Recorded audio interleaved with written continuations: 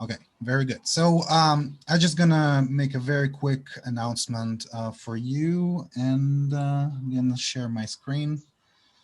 And, here it is. Can you see my screen? Yes. Okay. So first of all, I just want to say that StarTalk is not just about um, um, learning and teaching. But it's also about networking and just having fun. So this Friday, if you want to join, we will have a happy hour. Instead of like a regular office hour, we're going to make it into a happy office hour. So please stop by if you have any questions or just want to stop by and talk about assessment or just want to talk about teaching, Russian, Arabic, anything. So, okay, sounds good. And another very quick announcement. So here are the things that you can do. So because we talk about can-do statements a lot. So at this point, you can do a portfolio cover sheet, which means that you can identify your TEL criteria and can-do statements. And yeah, and I think you have already, I think most of you have already posted it to Catalyst and under the first TEL criterion. Yeah, everything is good. Again, if you're having any difficulties with Catalyst, just stop by our office hour.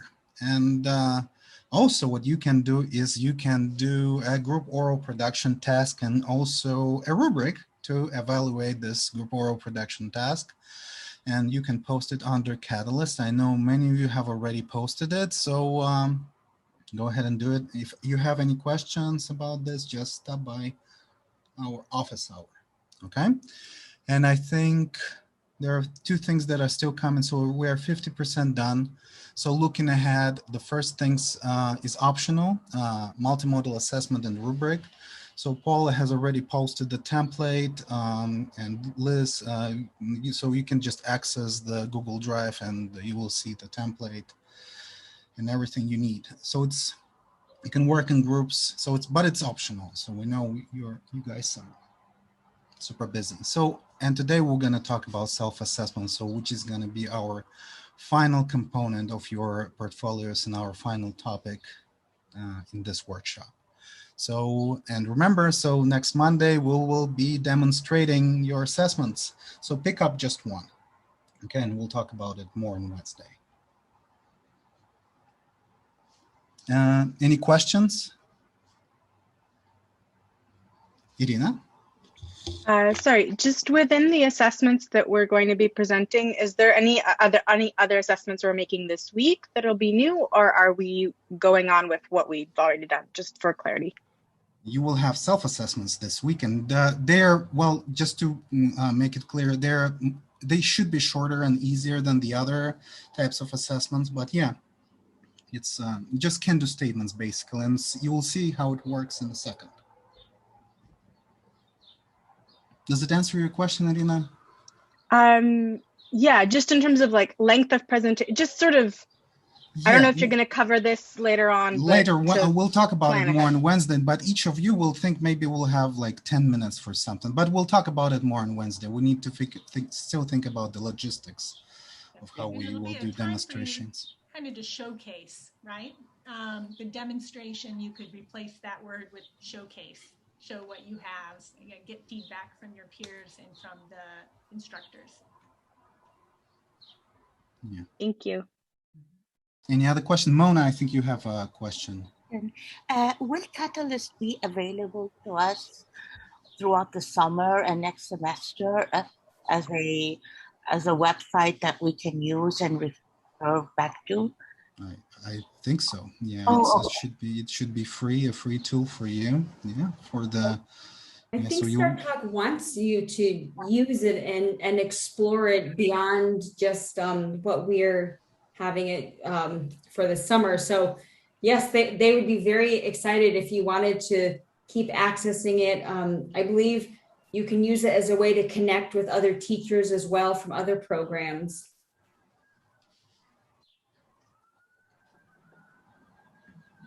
Any other questions?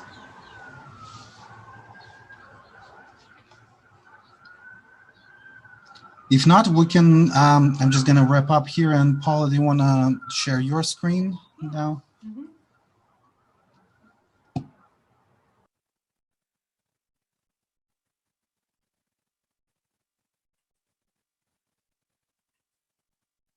All right, so I'm going to take over the screen share and let me bring this up to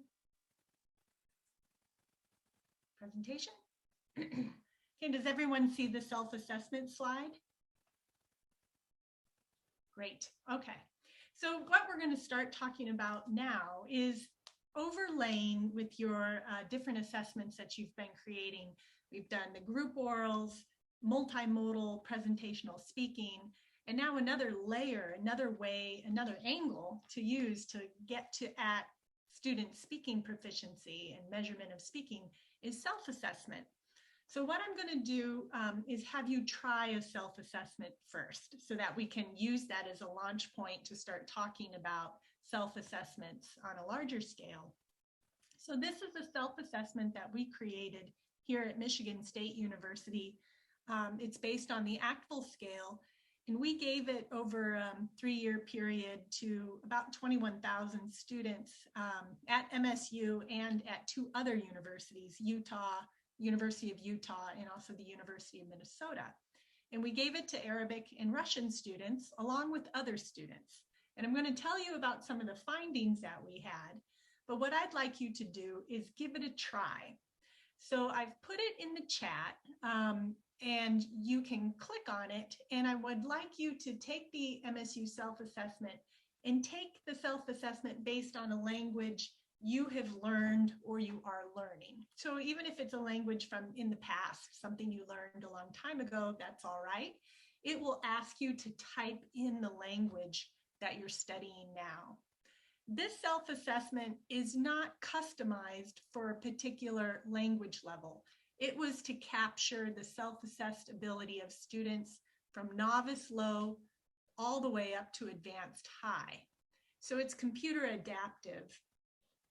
You'll notice that if you answer that you can do everything at the lower level, it'll move you up to the upper levels.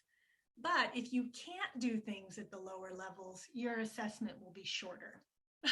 So, and this is open. You can use this at any time. You'll see at the end, it will give you a score, and it will also spit out to you an approximate ACTFL level. Since it's self-assessment, self-assessment is not all that accurate, but it is a good ballpark image of where you believe you are on the ACTFL scale.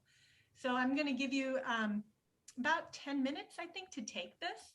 And I will, what I want you to do is if you could leave your computer on. Does anyone need me to stop sharing so that you can have full screen? I can't see everyone. So Liz and Dima, if you see if anyone needs, I can stop the share. But what I thought I would do is have you do this now and then put in the chat or turn on your audio and ask questions as you're taking it. If you have any questions as you go through it, the whole group might be interested in your question and the answers. You can ask how it works, anything that strikes your fancy as you take the test.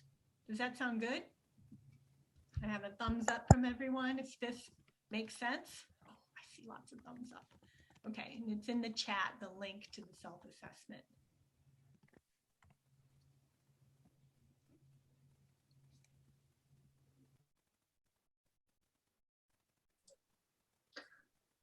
Would you like us to do the background questions, or we can skip? It's up to you. You can do the background questions or just quickly go through them or skip them all together. If you want to skip them right now and see them later, this URL is permanently up and you can do the self-assessment again. But I think we set it in the system that if you stop the self-assessment without finishing it, and then you log back on, it'll take you where you left off for 24 hours. After 24 hours, it'll just submit your scores. So yeah, if you don't want to do the background questions, you can skip it. You can put in fake data. You don't have to give me your real information. So that's up to you. If you click yes, it'll route you through the background questions. And if you click no, it'll just skip over them.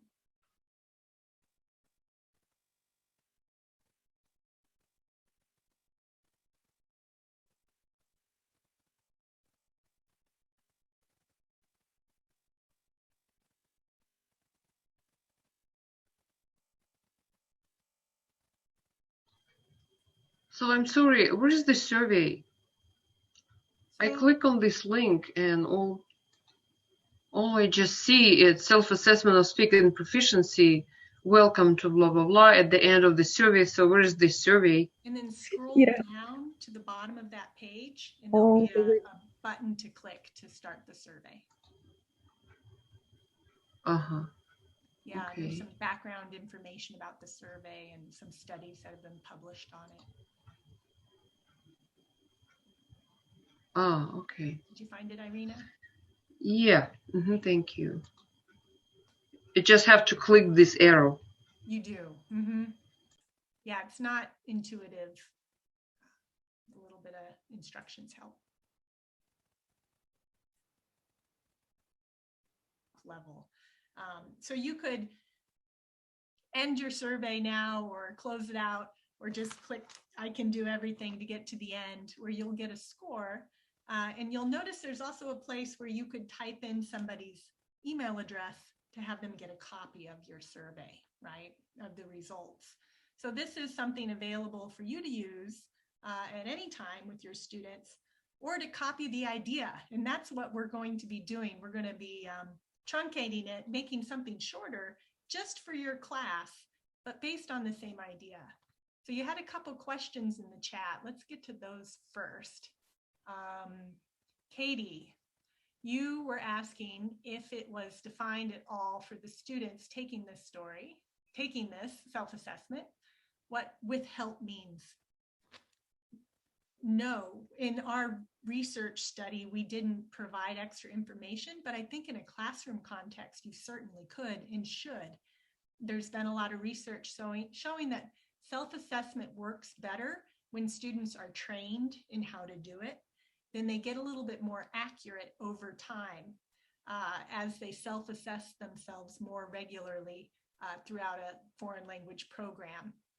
We've also seen cultural differences and gender differences in how people respond to these. More confident people in general, which sometimes aligns with gender or gender ideas, I'm not quite sure. We see that sometimes men are a little bit more confident and then are higher in their self-estimation, where women may be a little bit more withholding. That's a general stereotype and it seems to align that way, but it's not that way in all cases. We've seen students from Southeast Asia in particular being more cautious and conservative than students from Germany, for example. So there's all those types of things, but as a group, it does seem to work. It's generally almost as good on a large scale. When we're talking about 20,000 students, we see a very high alignment with official ACTFL OPIs, right? So it's cheap too, it's free. And the OPIs are quite expensive. So you can give them training and use this, and it gives you a pretty good estimation of self-assessment. Let's see, another question was, Katie, did that answer everything? Do you think you would do training in your classroom? Yes, I think that with some conversations about what help means and what some of these different, for my high school students, I would have to explain what some of the skills are probably, but I think it would be really great to do with them. Yeah, and you can change that. We're going to talk about this Likert scale of number of points, saying to what degree they can do something. You can manipulate it and change the definitions of those, like I can't do this at all, and I can totally do this by myself, and then any range of information in between. So that's something that you can tease apart or adopt. So another question was, let me see, can a similar survey be used as part of a placement test? We have used a survey like this as part of a placement test. We have a community language school here at Michigan State University. And so we usually have about 120 students come to take English at Michigan State. They walk in on day one and take a placement test to see which level. The levels are from absolute beginners to people who have degrees in English but just haven't used it for a long time. So we give them a self-assessment of speaking, which allows us to use that information to put them in group orals. Because as you can imagine, to measure performance, we can't put a true beginner with an advanced speaker. We don't want a random assignment in such a large group.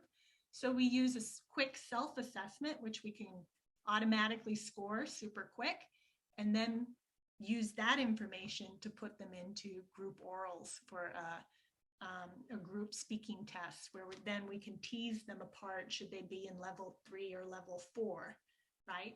So we use their self-assessment to put them into very large groups according to their speaking ability, and then tease them apart with the real performance assessment.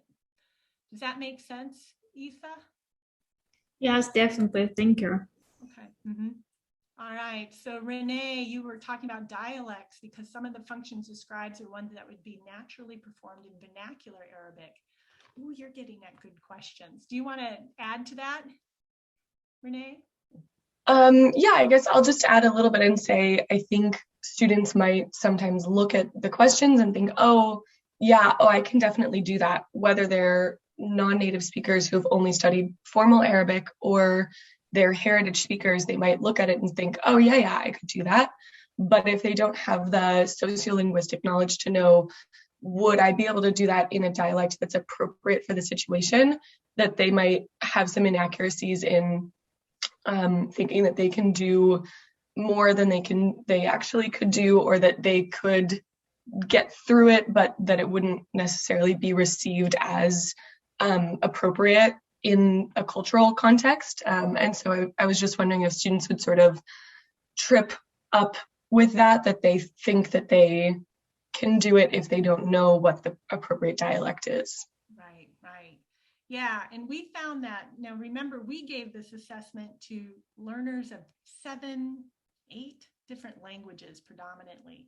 So Spanish, French, German, Arabic, Russian, Portuguese, Italian. One of the things that we found was that the specific tasks, so these are wholesale from the ACTFL guidelines, from the ACTFL necessful can-do statements. One thing we found is that when we had the professors and instructors of the courses take the self-assessment, some of the comments we got back from the less commonly taught language instructors and professors were that these tasks are not aligned with what I do in my class in regards to speaking. So in that sense, we really came to feel that teachers need to customize the self-assessment to be tagged and anchored to the speaking tasks that they teach in their class. So that's what we're going to ask you to do, is to pick 10 can-do statements that fit your class and adopt them if they're not there. So looking at Luke, you teach junior high, right? So a lot of these upper level tasks won't even apply to them. Things like I can interview for a job. Well, that's not appropriate for junior high kids. It should be something, tasks that you teach and that are specific. But the idea is you line up your tasks from the easiest ones to the hardest ones. And those will probably map onto how you teach them in the course. And then get a self-assessment at the beginning of the course and the same self-assessment at the end of the course after you have practiced and taught. And you should be able to see growth on those scales or indications of how much they can do. So we have a couple questions for you.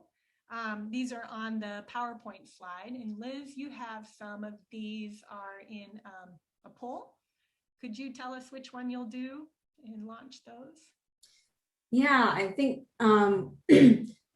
we'll start with the first 3, which are more discussion based, and then 4 and 5 lend themselves well to an actual poll. So once we get through the first part and hear what you guys think, if you've ever used self-assessment before, and what you think the pros and cons are of it. I guess we can start with what did you guys think of the self-assessment? Yeah, and you could either speak up or put it in the chat. Mm-hmm.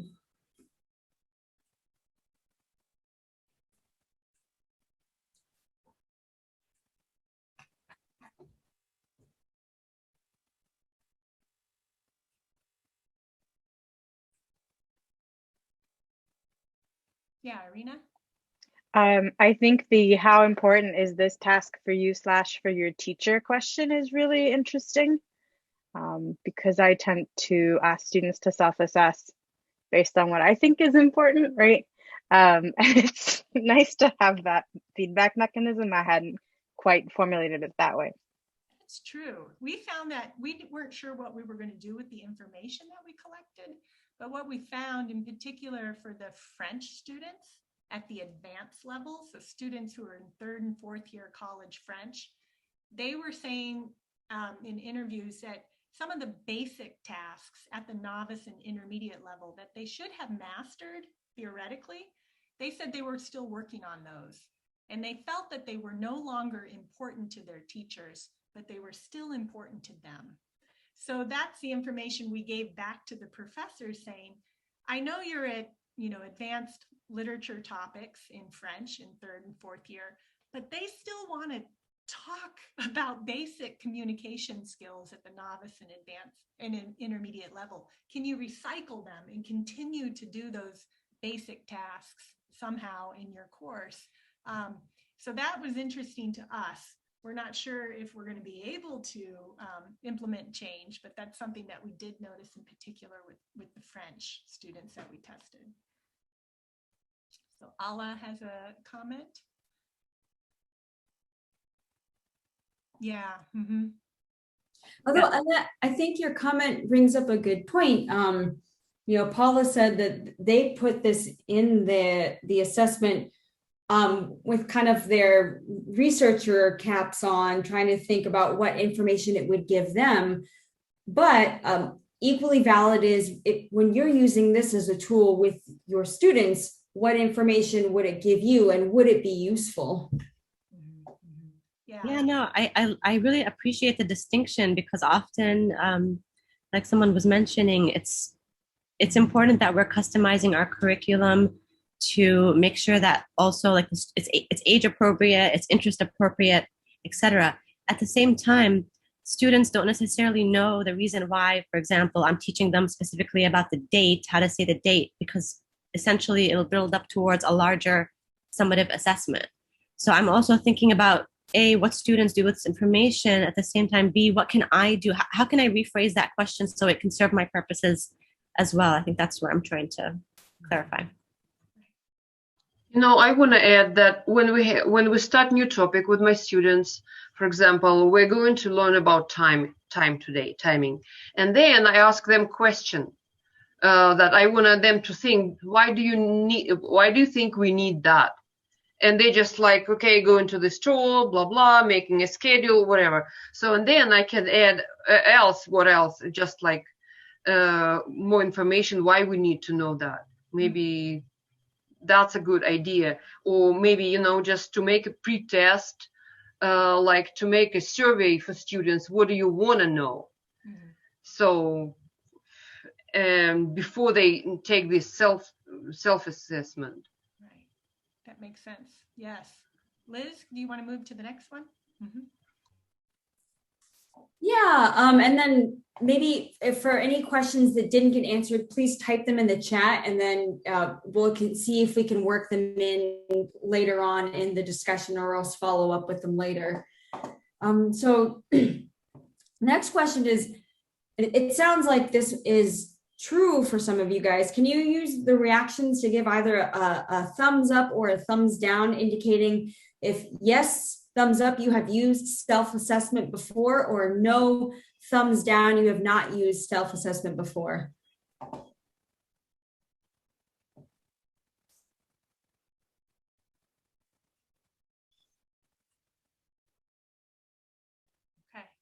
academics. I like all the different emojis that get used. Okay. Great. We do find self-assessments can be really fast. You can give them in 2 or 3 minutes. They can be in the target language, or you could have them in English for your students, or in both, stacked, you know, Russian and then English, or English and then Russian.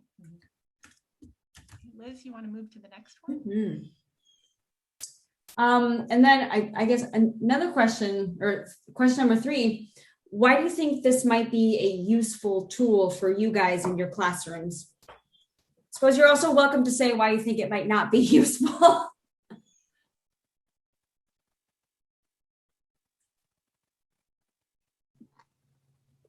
I can attest to the non-useful part, just how time-consuming it is. You know, I use self-assessment a lot when I teach a lot, and I started using it when I started to work with Между нами, and they had Между нами textbook. They had at the end of every unit, they have this list of things that you're supposed to be doing and know. The first time it was time-consuming to do in class, and then when we did more of that, it went faster for students. But for me to prepare these things, you don't just take it out of a textbook. You know, for me to prepare this, to go back until you test what you teach, it is very time-consuming. And I just thought of preparing, like you said, do it in the target language or not, or in English. You know, our, and I don't know how characteristic it is for other classes, but our advanced, for example, classes tend to be very mixed ability students. They can be, you know, just for many, many reasons. And so it would be nice to have one in English and one in Russian to offer this differentiation for students. Think about how time consuming just that little part is to have it available in 2 languages, just small part like that. And if you teach with a small, in a small program with small assistants out of flagship programs, you know, that's that's time-consuming for teachers. So that's just the only down point I see. And pluses I see are multiple, and they grow. Just you see more and more positive sides of using self-assessment the more you use it, and you see like more horizons open every time you use it. Right. And Ala wrote, I find it useful not just for assessing language, but also for self-assessing their own contribution in group projects and interpersonal levels on a weekly basis. Great. I agree with this point. Like having the students like have the self-assessment for it's not only the language, like the academic side, it's also for the skills, for their understanding, for the way of learning, how they like that will help with differentiation in the classroom. Basically, I see that self-assessment is very important point at the end of each lesson. Like at the 5 minutes, we have reflection, self-assessment. It doesn't have to be also like big, like having this survey or doing something. Maybe it could be just using their hands like 1, 2, 3, or 4 to assess themselves about what they learned today, and maybe choose 1 or 2 students to give the reason why they did choose 2 or 3 or 4.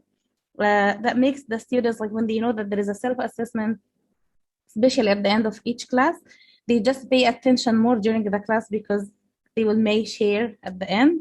So I love this part. Like me, myself, like during that time, I also have this self-assessment and show my students like, what did I do with them today? Did I do 3, 4? And they give me also the feedback. So this is something I think it's very useful for the students. Great. Liz, could you move on to the next one with the poll? Yeah, so please, any remaining questions or comments, put them in the chat. That way we can see them later. I'm going to go ahead and open up the polling. So we have 2 questions, 3 and 4. And please read them and then fill them out. And then we will use the results to think about how we can best move ahead with creating our own self-assessments.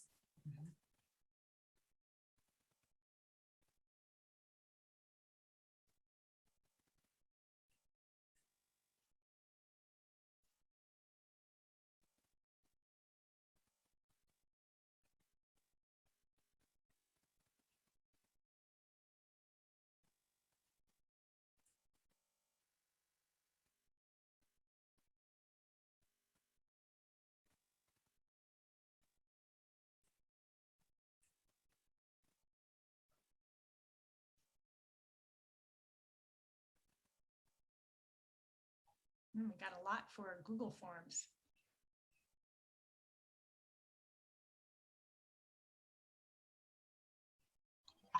I think in your survey there was no another choice. I would use it on Canvas. Our the program LMS we use at university. So I said Google Forms because there was no any other choice. That makes sense. Yeah, Google Forms. You'll see ours was in Qualtrics, the one that you just took, which is like an advanced Google Forms. But other things will work too, with Canvas or Desire to Learn or some of the other ones too. I forget, all Blackboard or Moodle. Is that another one that people use? So anything electronic like that, that's great. All right. And then we talked about different choices and the range that you could use. It looks like most people would rather have 3 rather than 4. Let's see, and we can talk about why you might want more rather than just 3. There's definitely a choice there, and it could be, you know, if you want to show growth. So Renee mentioned in the chat that it would be fun for students to get a list of 10 speaking tasks that actually they can't really do, and they mark can't do that or can do it with a lot of help. And then at the end of the semester, after you've practiced those 10 speaking tasks in various ways, have them take that exact same self-assessment again, and you'll see individual movement, and they can look and compare at the beginning of the semester and the end. And that's something you can also show to parents and other stakeholders. And it's also a nice way to show that horizontal growth. So remember, we said you might have 10 tasks during your semester, speaking practices, that are all at the novice high level, but each one is new, right? So if you have, you're able to show depth of learning at the appropriate novice high level to your stakeholders through a self-assessment, kind of like the badges that they get for each task that they're able to do. And that's nice. Because it's age appropriate to be at novice high for a longer period of time with younger learners. And so that can be a good thing as well.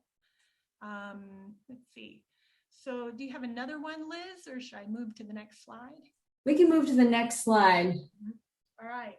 So the reason why I asked about the Likert scale is because the one that we had, I think, was a 4-point Likert scale. Likert is the name of the doctor, a psychologist, Dr. Likert, actually, who's at the University of Michigan, who started using Likert scales in psychology studies in the 50s and 60s. And now they're quite well known. You'll see them at the doctor's office. What's your level of pain? And you can have these recorded. The most important thing, you can have it on a 100-point scale with sliding scales, however you want students to mark.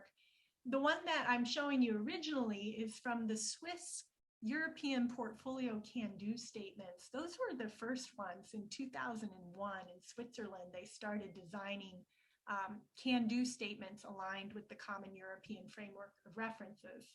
And they had people actually just do a 2-point Likert scale of, I can do this by myself, or I have to do this with help.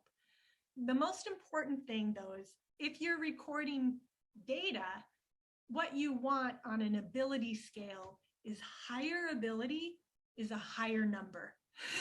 It's kind of important. So if you did have a scale like this on how well you can introduce yourself, it's a 5-point scale. You'll want to tie this with a 0 or a 1 with the sad face, and then the happy face with the 4 or a 5, depending on if you start with 0 or 1, just so that it makes logical sense if you get the data. Yeah, and Likert scales in research, we want to get more differentiation and to be able to show growth, so we use a 10-point Likert scale. But I think a lot of people use a 3, 4, or 5-point Likert scale. Otherwise, sometimes it just seems like there's too many choices for students. Using a 3-point Likert scale is fine. You can always adjust your Likert scale from one year to the next if you decide you want to see if you can capture more movement on the scale. You'll be able to capture more movement if you actually have a bigger scale. So maybe try a 5-point Likert scale, and see what you think if you're doing self-assessment. Again, all of that is up to you. Any questions about Likert scales? Assessment. Liz and Dima, if you're seeing the chat too, anything you want to focus on? I have a question about the scale. It's something that I'm working on like during the academic year and like within my own STARTALK programs. And so when we've designated like the 1, 2, and 3 for can-do statements, at the same time, we're also trying to assess for a student's proficiency. So at the public school level, sometimes with administrators, they kind of don't understand that it doesn't make sense to say, you know, a student can use 2 verbs in a sentence. That doesn't really help us for the purpose of measuring proficiency. Like we want to know how well can the person order that pizza, or how much can they customize that cup of coffee order. At the same time, from administrative perspective, they want to see, well, how many verbs can the student kind of like spit out? So I think that's kind of where my challenge is in terms of how many points to add for that scale. That's always where I find the most confusion, balancing proficiency versus administration. Yeah, we see this a lot in tests that measure what we call like CAF measures: complexity, accuracy, fluency, or grammatical ability. Sometimes it equates more complex and more abstract use of language is a higher level communication skill, but we know in real life that's not always true. So one of the hard things in life is listening to someone or reading something that is horribly complex. Our brains would rather process information that's more plain and simple. So I guess it's a question of value systems. What are we trying to do? Are we trying to get students who can handle complex grammar? Yes, eventually I think we do, but we'll get there step by step if we teach them how to communicate effectively at the appropriate level of difficulty in terms of real world tasks. So I think that's what Kuhn was talking about with task-based language teaching and task-based syllabus construction, and trying to get, you know, performance assessments that are group orals or presentational multimodal speaking, that these get at whether meaning is carried, and putting growth on maybe something like an actful scale so that you can talk about it. Because it's kind of, I don't know what it means if you could say that they can use 2 verbs in 1 sentence. Why is that good? I don't know. Anyone? Well, doesn't that sort of, in some ways, that maps onto specific skills, right? Like, I can express what I would like to do this weekend, right? There's a certain grammatical form that is most often used with that skill. And so I've given placement tests in the past where you ask an open-ended question and then you listen for, like, can they use the present perfect? Can they use the conditional? And so you're not necessarily grading, we weren't necessarily grading them on it, but we picked the questions in our placement test very carefully to elicit those forms that we were using to indicate progress through the textbook series. Correct. Yes. And I think then you can put that in the rubric where you have a grammatical component. So I'm going to skip down to, let's see if I can skip down actually to something from Dima, just to show them, Dima, this is stuff we'll get into on Wednesday. But here's a grammar component to a presentational multimodal rubric for speaking. So asking students to be able to introduce their likes and dislikes. And then you can grade them on various components, one of them being the grammar usage. So I could see if you had a task where you could give more points if they use 2 verbs in a sentence, see evidence of that, and tell them ahead of time that you're going to grade them on that. so that they know to practice it and to try for that. And which spurring practice through an exam is the goal, since practice is what drives SLA. That's our theory. So yeah, you can build that in. But it's not the only thing that they should be assessed on, right? So it's also that they have good PowerPoint presentation, that their speech is clear, and whatever other factors are valued in the speaking task, right? Okay. What I want to do next is move. I'm sorry, I'm going to skip back quickly. So remember, we are layering on different types of speaking assessments to get at a larger evidence of speaking at the end of a fictional semester, hopefully your fall semester. And one of the things we want to do is work on a template for your self-assessment. And I think what would be really excellent is if you could draft 10 at the minimum can-do speaking statements for your fall 2021 course. So this is a goal for Wednesday. And Liz, if you could put in the chat the link to their portfolio assessments, that larger folder, because what I wanted to do is to show you the template and have you fill it out. And some of you have already done a little bit in your cover sheet. So I'm going to go to Sama's, Idris's template and kind of show you where I'm asking you to put these in. So let me see if I can close out of here. Let me stop my share for a second. Go into Sama's.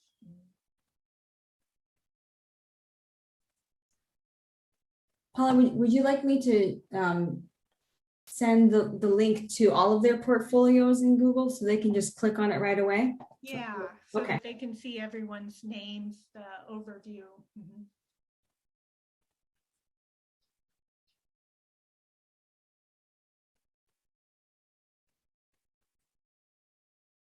I'm going into that too.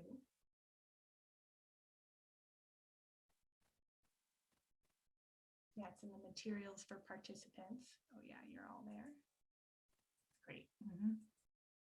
All right, so in your teacher participant portfolios, do you see my screen?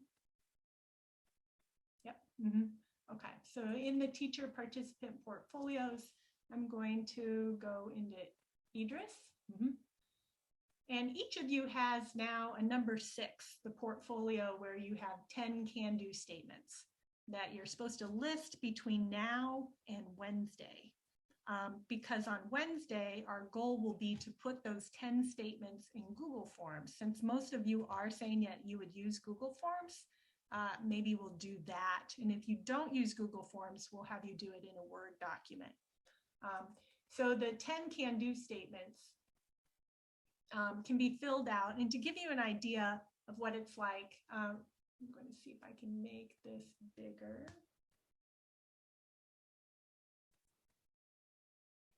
There we go.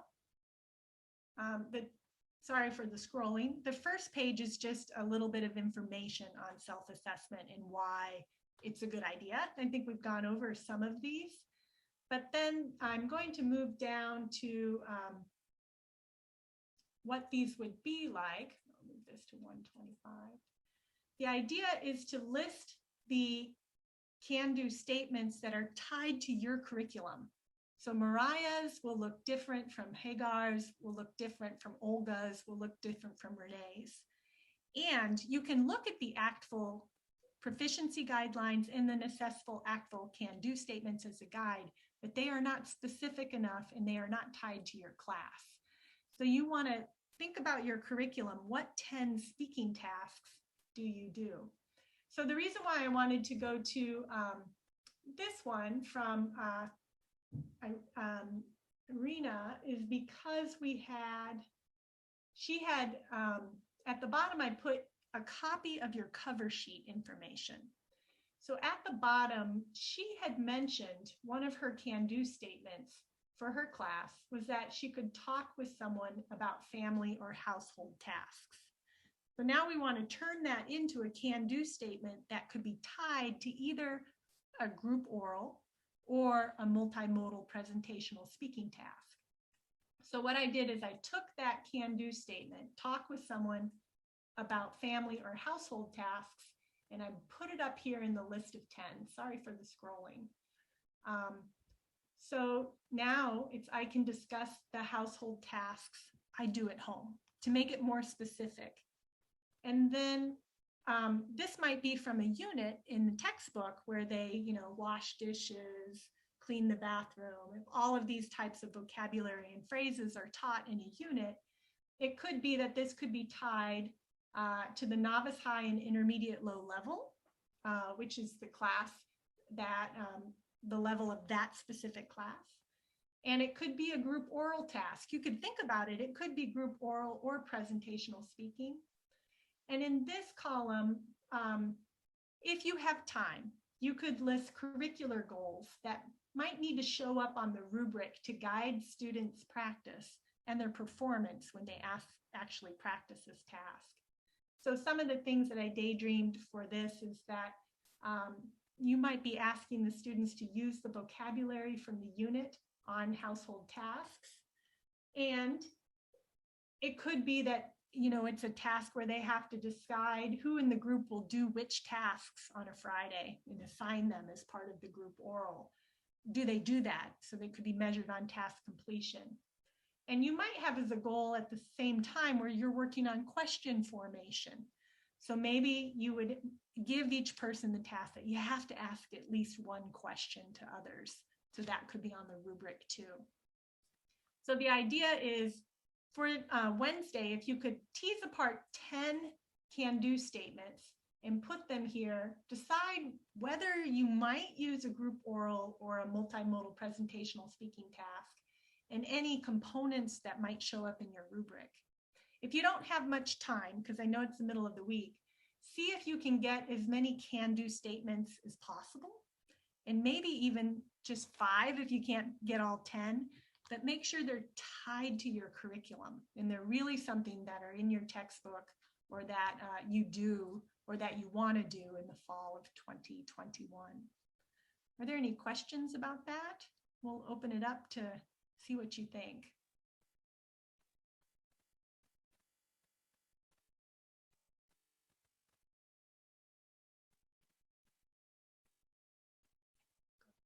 I have a question. So all these can-do statements are for one topic of the semester or all the topics of the whole semester? The whole semester. Yeah, The whole I think semester. they can be, Okay. yes, so it could be anything that you do in the semester that you might actually have them work on, so that if you gave them a self-assessment with these 10 statements, you could see growth. If you gave it minimally at the beginning of the semester and at the end of the semester.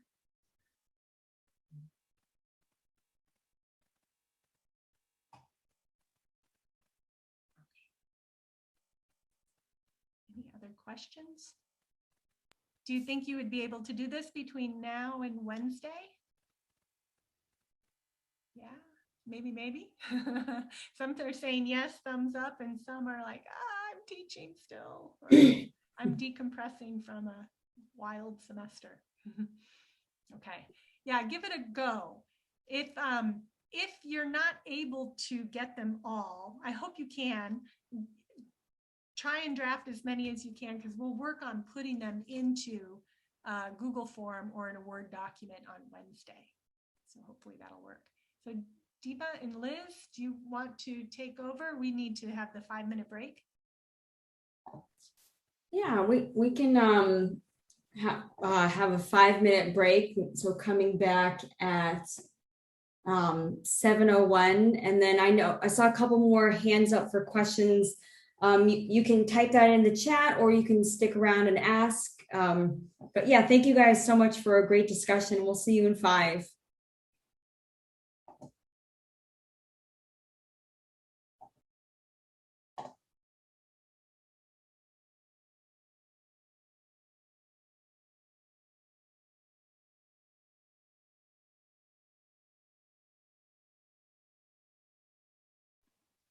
Sorry, can I follow up on a question I had?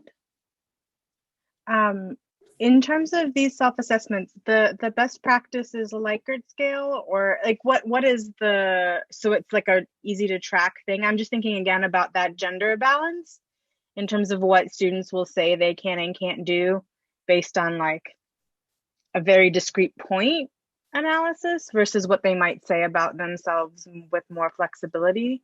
And I'm curious what you found. Oh, Paula, We do find that Likert scales are good because then they can, conceptualize whether or not they're positive that they can do it, or they're not quite sure if they're in the middle, or they know they can't do it. Yeah, and I guess with self-assessment, the key is not to use it for grading purposes. The other ones where you actually watch people perform are better for individual grading purposes or other assessments that you use. But for a teacher, I think it helps you see which tasks you're teaching well, how the students feel about themselves, and it's a mirror where students can actually see their growth. And if you give it to them at the beginning of the semester, it also articulates and outlines the speaking goals. And then they can see that at the end, which can help motivate and sustain attendance, right? We want them to stay in our classes so that we can eventually get them to the advanced level. So free form is kind of chaos for this task. Is that what I'm hearing, or? You mean free form is like not having a Likert scale? Mm-hmm. I guess with can-do statements, I have a hard time conceptualizing how else it could be done, because I've only seen around the world, Canada now has can-do statements that are Likert scale. But I guess, do you mean it could be open-ended where they write about a little bit more? I don't know. I'm maybe chaos is the way my brain works, or like maybe have them set their scale. I don't know. Sure. Or you could also, we often have things where they put in their Likert scale choice, and then there's a box for comments, and then they can type whatever they want. Or, comment box is probably not great for learners. It could be like more information about me in this task, right? Irina, I'm also thinking about something I've seen floating around on teachers groups on Facebook of like, on the back of this page, tell me about other things you can do that weren't assessed in this assessment, which might give you a balance between like they can choose the things that you want to know about on the Likert scale, but then they also have an opportunity to do something a little more free form. That's interesting. Thank you.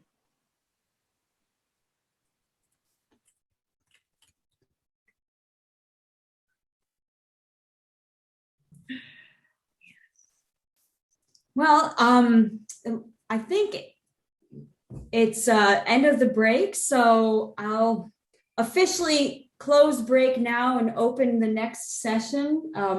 We have with us today, as you know, Dr. Meagan Driver, who is an assistant professor in the Department of Romance and Classical Studies, as well as the Second Language Studies program at Michigan State University. So we're very excited to have her.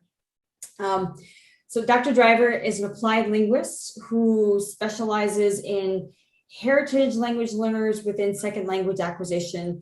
And she explores some really cool topics, including emotions, bilingualism, multilingualism, study abroad experiences, and then how that relates to a range of linguistic, psychological, and social factors.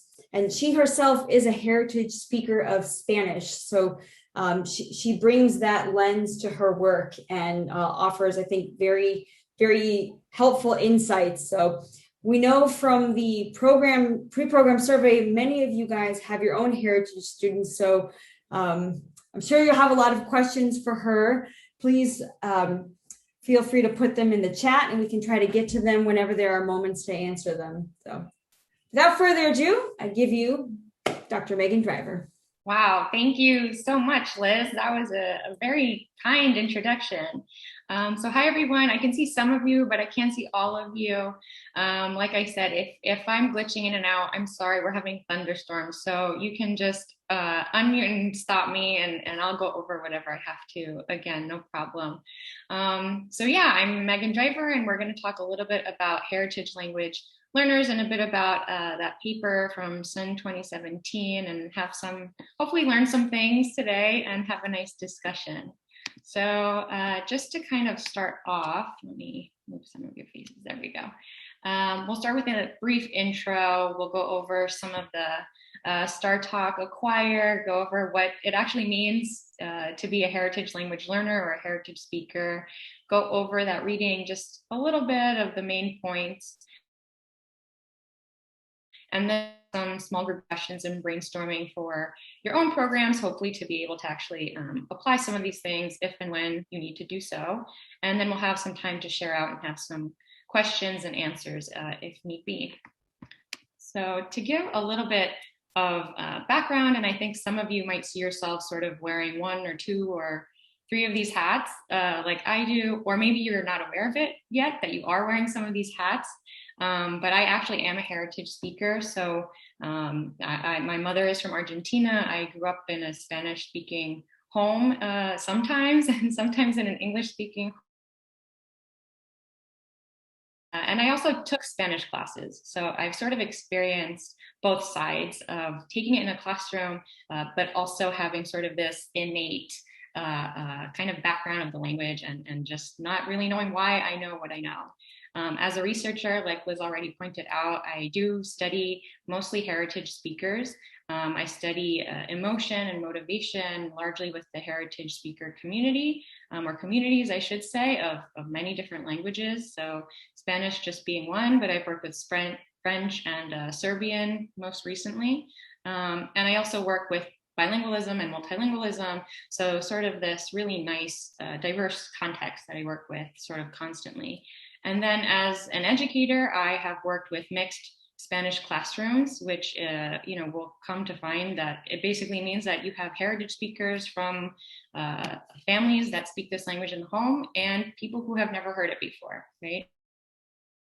So having to constantly keep these students in mind, teaching 3rd language classes where I have students from multiple language backgrounds, and then coordinating and directing mixed programs. So sort of wearing all of these hats has given me different perspectives of heritage speakers and interacting with them in different ways. And I think some of you will probably share that experience with me. So just really quick, and maybe actually I'll stop sharing just for a second, but raise your hand virtually or your physical hand if you've ever heard the term heritage language learner before today. Okay, so, all right. So what exactly do you understand this term to mean? Does anybody care to share? And there's really no wrong answer, but what have you understood the term to mean within your own context? I see some hands, but I don't know if you're raising your hand because I asked you to, or you wanna participate. Natalia, it looks like. Unmute. That's a good question. I think heritage speakers. Thank you very much for the question because it's very interesting, and I think you will get all different answers from us. I think heritage speaker is the person who get the knowledge of language not through academia, school, books, or formal learning, but through his life and being either in the family situation and basically natural immersion. Mm-hmm. Great. None intended. Natalia, what they understood the term to mean? I understand it to refer mostly to people who learned the language as children, and which is kind of also a question of can you learn a language as a teen or a young adult and still fall into that category? Oh, great question. Anyone else? I can answer at the end. I won't answer it just yet. I mostly understand the term heritage speaker in opposition to native speaker, in that native speakers have the fluency of a native speaker, whereas heritage speakers are more likely to have some gaps because they haven't had the full range of experiences in the target language. Like maybe they have family speaking it, but not school. And so they don't have the native proficiency. Thank you, Renee. All of these certainly have fallen into some definition of the term, I can tell you that. So raise your hand, virtual or physical hand, if you have worked with heritage speakers or heritage language learners. Yes, many of you. Okay, great. I'm gonna go back to sharing. Let's see. Okay, can we see it? Yes, I think so. Good.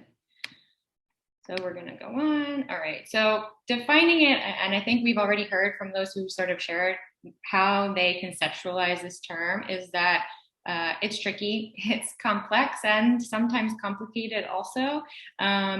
So just sort of briefly, the kind of quote unquote easiest, because there is no easy way of really understanding the term, is individuals with a strong historical and cultural connection to a language, who are often exposed to the language in the home through family interaction, but who do not necessarily speak or understand the language.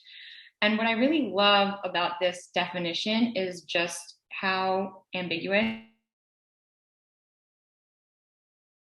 that often exposed, but not necessarily always. And you can still be a heritage language learner who do or do not necessarily speak it, right? So it really kind of shows just how broad that definition can be. But the really kind of strong point is that it's a strong historical cultural connection, often some sort of history of immigration, usually from the family, whether or not they speak the language.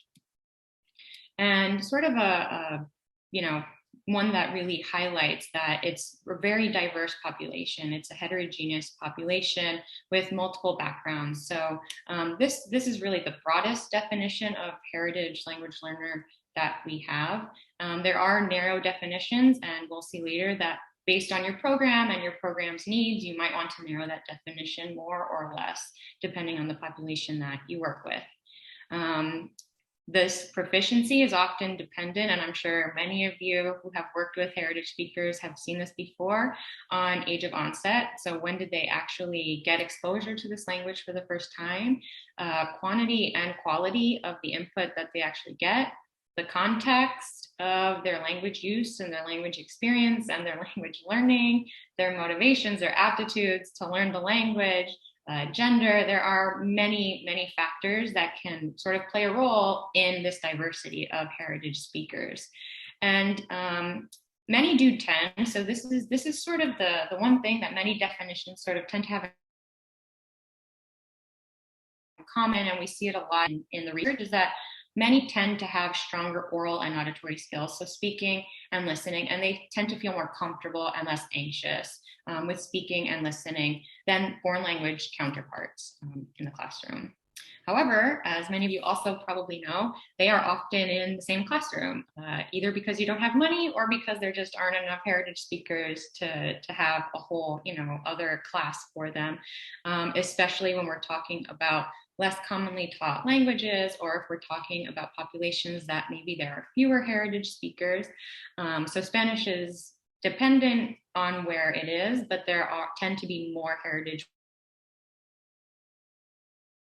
or Spanish than other languages, but they're often in the same classroom as L2s from young ages up through university, which can be problematic sometimes, at the very least tricky, right? Definitely a challenge for deciding what the program needs are, curricular needs, etc. So to go through just a recap of what you read really sort of quickly, because there is a lot to dissect, but I'd rather give you all time to talk a little bit. We'll start with the heritage language assessment. So as Younga Sun talks about in her manuscript, thinking about when we're thinking about heritage, what actually hope to do with this assessment, right? What is the objective of it? And we can say, well, is it just to identify the heritage language learners that you have? Maybe you just have one class and you're going to put all of them in one class, and that is perfectly acceptable. Or is it to actually place heritage language learners? That you have this class and you have beginner, intermediate, advanced, or heritage 1, 2, 3, and you actually want to know, well, which one are we going to place you in, or are we going to put you in a mixed class? So there are many reasons to actually use this assessment, but knowing why you want it is sort of the step one to having any kind of assessment, and knowing which one is right for your particular needs. So then what are the options? You can use questionnaires. That's what most programs often do use. So this was sort of getting into that sort of self-assessment a lot of the time, is how do you assess your own language skills, right? Or tell me about your language background. Tell me where your parents or your guardians are from, or did you ever talk to your grandparents or cousins in another language, right? And then there are placement tests, which is what we're sort of focusing more on, I think, especially this week, that Young Sun talks about these receptive skills, and that a lot of the research shows that focusing on receptive skills can be very useful for these heritage assessments.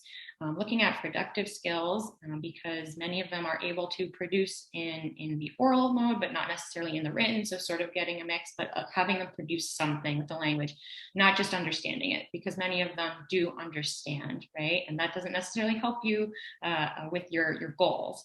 And then looking at creative skills, so integrating both speaking and writing, or reading and listening, can be really useful for a heritage language assessment that might differ from your assessment for foreign language learners. Renee, do you have a question? I see your hand. You can ask it if you have one. No, sorry, I just forgot to take it down. Problem. If anybody does, you can stop me anytime, no problem. But one of the issues, I should say, and one of the issues maybe, is that validity, right? So we don't really know if these assessments have been validated. Well, we know many of them have not been validated. So we don't know if we can actually use them to measure across universities, across language programs, across high schools, middle schools, right?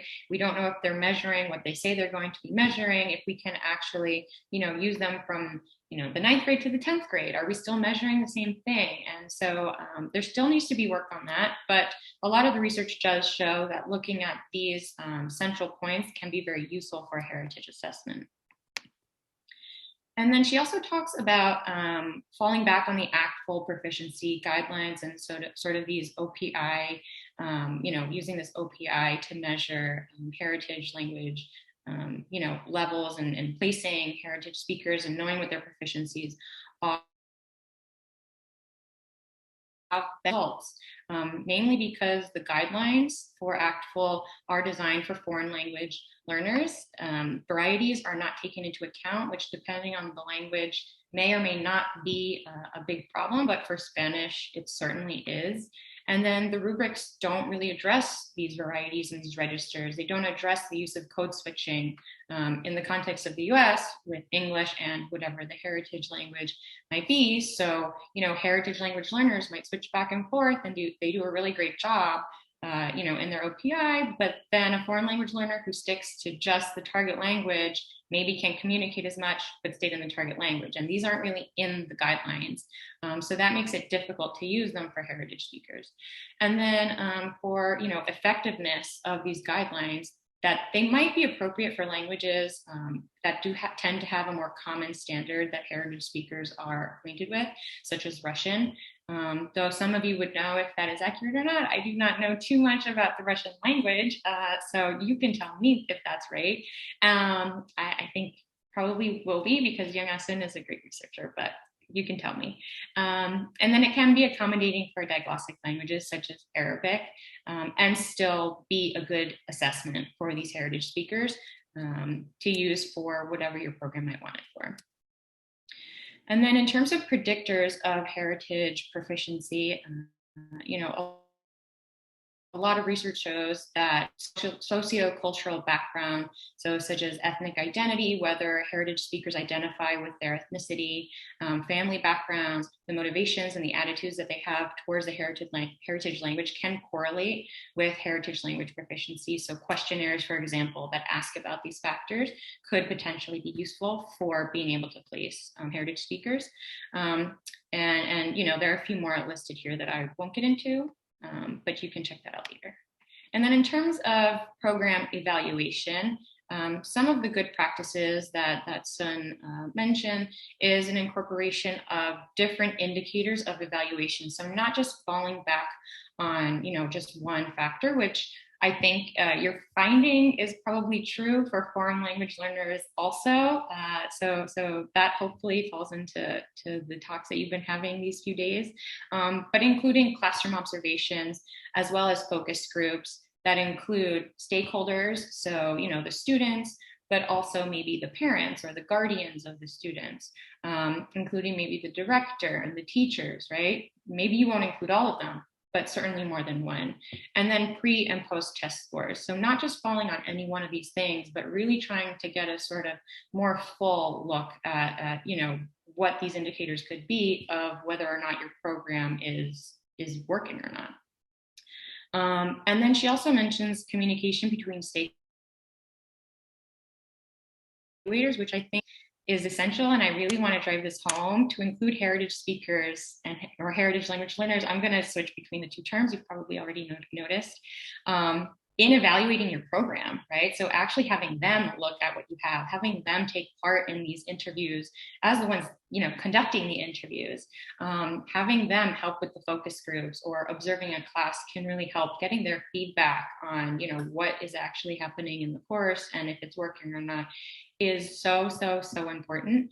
It also kind of gives them a sense of kind of power over, you know, the curriculum, to have some or what they're actually learning. So this is so important if you do want to start a program to include heritage speakers in the design and evaluation of it can be really meaningful for them too. And then at the national level, these kinds of surveys can be really helpful just to know kind of where to start.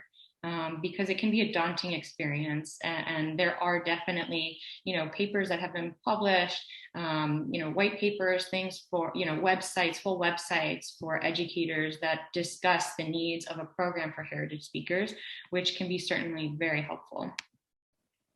So to kind of give you some time to think about all of these things that I just threw at you and think about your own experiences in your own classrooms, I'm going to give you, let's see, what time is it? I can't see my clock when this is up. So we have a bit of time. So maybe we'll take 15 minutes to discuss these few questions. So what approach does your program take with respect to assessing heritage language proficiency? And if you're thinking, my program doesn't do this, you can think about which one would they be likely to use. So if you found out that you had to, you know, assess heritage speaking proficiency next week, which one would your program or your director be most likely to pick up? So standardized tests that have been designed for foreign language learners, a locally designed test that has been meant to measure heritage language proficiency, maybe from a sister school that you work with, or one that has been made on, you know, available online, self-assessment questionnaires,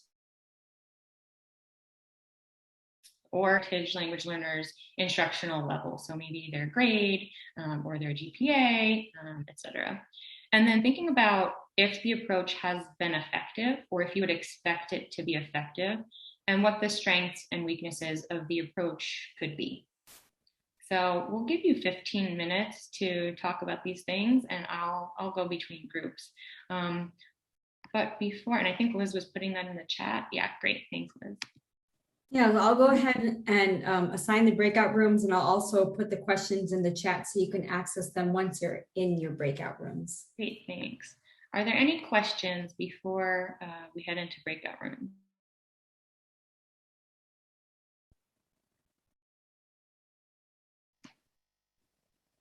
I think you can begin. Okay, thanks, Liz. Okay, so keeping in mind what you just talked about. I want you to sort of mull that over and, so we'll go back to what the actual strengths and the weaknesses of this approach are, and maybe some of the ones that you heard from your colleagues today, because maybe, you aren't lucky enough to experience this in your own program. We're going to do some brainstorming now for what you can actually do. So thinking about what you just talked about, where is there room for improvement in your own program's approach to identifying heritage speakers, to placing them, to assessing them, and what factors do you expect to be challenging in assessing your heritage speakers? So is it placement? Is it the proficiency? Is it grammar and vocab? Maybe it's the reading, writing, listening, and speaking that is going to be sort of tricky to be able to assess for your learners and for your program. So I'm going to we'll give you a little bit less time. Let's do, we'll do 6 minutes this time, now that you've already discussed sort of some of the weaknesses and strengths. If we need more time, we can give it, but we'll start with 6. And we will put you back in breakout rooms. And I apologize, I'm going to hop from room to room again just to post the questions for everybody. So don't let me interrupt your great discussions. All right. Welcome back, everybody. I think we're all back. Perfect. Okay, so I would like to take some time to share out. We've got about 13 minutes. Maybe we'll take about half of that before we leave some room for questions and answers. Unless you have it now, we can integrate it all. That's fine. But I would like to hear a bit about, what are your programs doing, and what are some of the room for improvement and the challenges, that maybe will keep you from improving, the assessment of your heritage speakers. Does anybody want to share? I heard a lot of good things.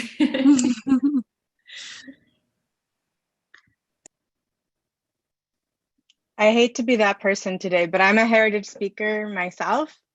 So I guess I'm gonna. That's great. I'm gonna jump in again. I think what I've found the most helpful for placement when I'm doing mixed classes has still been an OPI style conversation, and then based on that level, I'll assign a writing task for them to do while they're with me. So kind of a two-prong. And then when I had a heritage class all to myself, which I probably will never have again because I teach at a school with fewer than 2,000 students total now, we did a lot of that background questionnaire. So what are you coming in with? What do you really want to learn? And what do you feel like you're going to really be proud to take home with you? Which involved a lot of engagement with parents, interviews of their grandparents if they were still living and they had access to them, that kind of foundational work.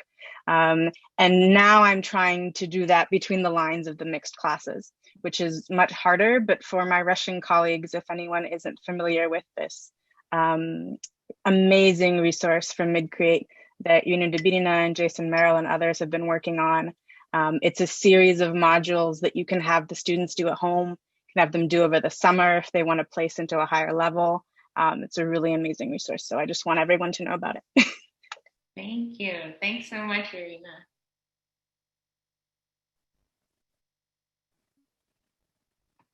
Anyone else? Let's see. We talked about the struggle with the diglossia in Arabic, that there are so many different variations of Arabic that even at the very beginners, like how are you level, you can get 15 different answers to how 15 different translations to that, and how that is it's a challenge, but for me, I find that my heritage, when I engage my heritage speakers as teachers in the classroom and I tell students, like, we're learning this, but I want you to recognize that there are other ways to say this and let the heritage speakers contribute in that way, that it's actually a more engaging experience for both heritage learners and the L2 students. Great. Yeah, and some of you who teach Arabic might also find religion to be a factor in your classroom. A big difference sometimes between the heritage and the non-heritage learners is that many of them have some of this religious vocabulary, or their connection to the language, right, is sort of very religious in nature, which can be a big difference, right? Especially if you're teaching in a public school where talking about religion is not something that you want to bring up in the classroom necessarily, right? So that can also be somewhat challenging, that I didn't put in the slides, but I did want to mention it for those of you who do teach Arabic, for sure. Does anybody else want to share any challenges that they see, or that maybe they heard from one of your colleagues today that could help you overcome some of these challenges?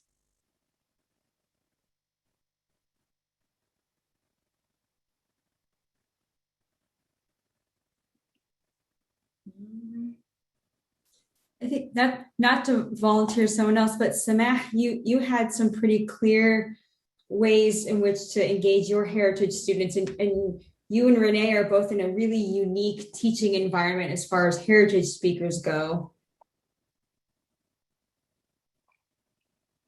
Yeah, I have many heritage students, and I was hoping that I just got the idea today from one of the amazing teachers.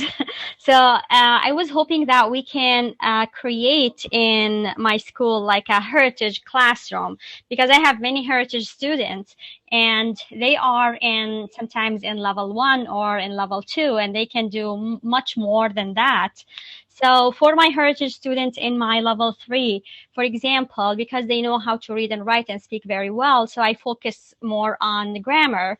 So I challenge them with the grammar, the root words, some specific names they have never heard of, like related to grammar stuff. So yeah, that's basically. And also, as Mariah mentioned, like addressing the dialect is something I do with my heritage students to give them room to speak.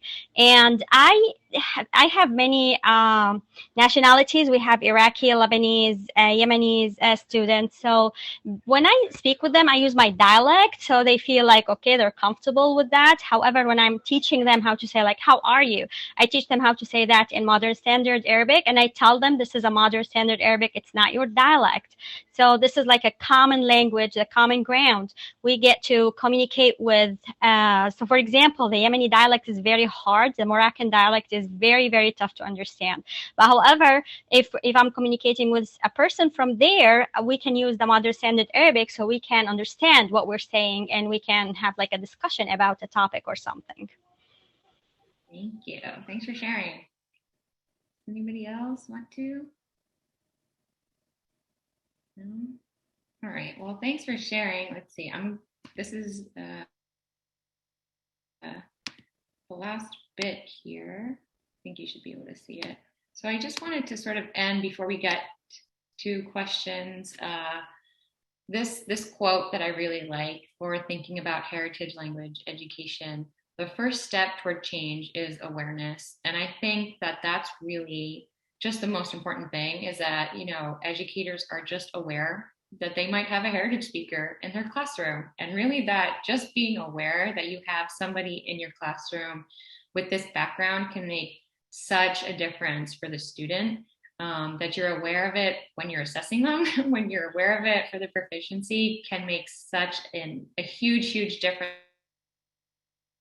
in saying, you know, they tested at this level, but I happen to know that there's this kind of student that exists that's a heritage speaker, and they seem to have this background. So maybe let's look further into it. Can make a world of difference for a student. So all of you just knowing this much, because I know some of you, I heard in your breakouts, you know, I don't know anything about this. Now you do, and I can tell you it makes a very, very big, big difference. So don't be nervous. Basically, a lot of people tell me they get nervous about it, but don't be nervous.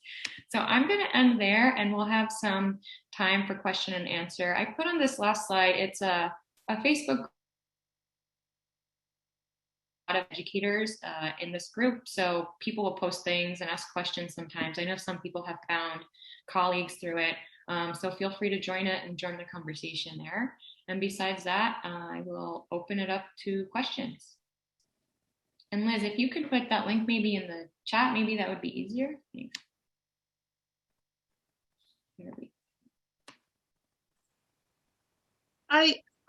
You didn't really touch on this, but I've done some reading about like the psychology of heritage learners. And I know as a student and a teacher, before I discovered all of this research, I really kind of hated heritage learners because they were behavioral problems and disruptive in class. And I've been doing this reading.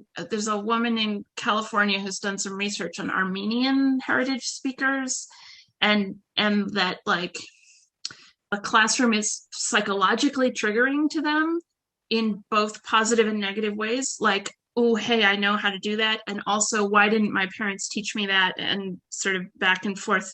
It's all kinds of emotional things happening that are causing this disruption.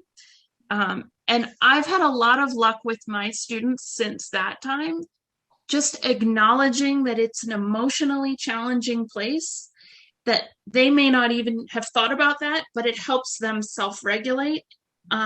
Just to have me say to them, I know that this is causing all kinds of feelings for you. Right. Yeah. Thanks for bringing that up. I mean, that's a lot of what I do in my research, is that, yeah, this is very inducing, because you're using terms. I don't know this grammar term and I'm supposed to know it apparently, or I'm supposed to know how to conjugate this, but I don't. Or we're reading this book about, people crossing the border, and it is really triggering for me because I experienced it myself, or my parents have stories about it, or maybe I don't have one of my parents in the country because we immigrated and my parent isn't here, right? So there can be a lot of reasons. Maybe because I don't really from my background and I feel, kind of isolated. So there can be, a lot of reasons. And I think this kind of drives home, just being aware of it can make a big difference for the student, that, you don't jump to conclusions, why it might be, or things to kind of make them feel more comfortable, that they are a language expert, right? That they are language experts, that they know a lot more than they think that they know, can make them feel so much better, like they should feel. So yeah, thanks for bringing that up. That's a great point. Anyone else? Any other comments or questions? Yeah, is it Isa? Isa, yeah. I'm sorry. I just wanted to, going back to your saying about awareness, I just want to say that a few times I faced that I had, so since I'm teaching mixed classrooms, and I faced a different situation when I had like a few heritage speakers in the group, and it caused anxiety for foreign learners, and it increased their level of anxiety. And it's very important to educate them too, that you can be a heritage learner, but at the same time, you maybe do not know how to write, or you do not read in this language, and it's okay. That's why you are both at the same group, because otherwise it's just like, what am I doing in the same small group with a heritage learner? I'm not ready for that. It's challenging for me. That's what is just from my experience. That can happen a lot, especially with the Liktals. I took 2 years of modern Greek with heritage speakers of Greek, and I was not one. So I've lived the other side of it too. Yeah. Anyone else want to share or ask a question? Well, it's 8 o'clock on the dot. So Liz, I'll give it back to you, but thanks everyone so much. I'll stick around if anybody does want to chat, but have a great night otherwise. Yeah, thank you guys so much, everybody. And thank you again to Dr. Meagan Driver. We have uploaded her PowerPoint into your online resources so you can access that. And then, please feel free to stick around if you have some more questions you'd like to ask. No, otherwise, have a wonderful evening, everybody. Take care, everyone.